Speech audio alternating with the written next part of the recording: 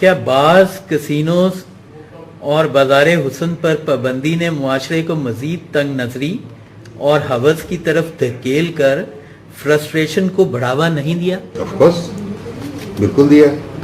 आप जब चीज़ों को रिप्रेस करेंगे, जब आप चीज़ों को दबाने की कोशिश करेंगे, तो उसके अंदर से क्या चीज़ें निकलेंगी? जितनी वल्गैरिटी और जितना वायलेंस ज़ियाउल हक के टाइम पे निकला है सिनेमा से और थिएटर में, और क्या अगलीनेस, क्योंकि जब आप एक चीज़ को दबाएंगे, दफनाएंगे कि नहीं, तो वो चीज़ें फिर अजीबोगरीब अशकाल लेकर बाहर निकलेंगे, यू नो।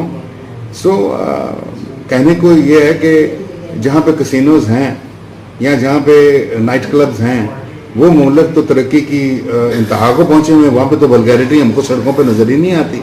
वहाँ पे तो रात को औरत जो है 2:30 बजे अकेली चल रही होती है, उसको तो खड़े होकर कोई कहता नहीं कि आप ही बीबी मैं तेन ले जावा, यू नो। वहाँ पे तो और हालात हैं, क्योंकि वहाँ पे तो वो एक अलग एरिया है। हमने तो अपनी सोसाइटी को मजहब नहीं बनाया।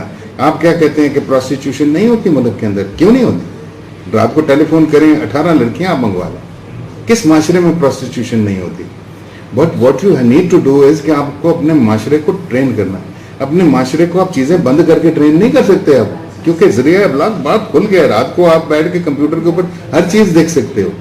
किस चीज को सेंसर करोगे आप? आपको अपने आप को पुख्ता बनाने के लिए, अपनी कौम को पुख्ता बनाने के लिए आपको उसको एजुकेट करना है। सिर्फ एजुकेट करने का मकसद मैथमेटिक्स या हिस्ट्री या बिजनेस एडमिनिस्ट्रेशन की बात नहीं मैं कर रहा हूँ, ये डिग्री की बात नहीं मैं कर रहा हूँ। मैं आपसे बात कर रहा हूँ, you need to educate your people to behave in a certain way.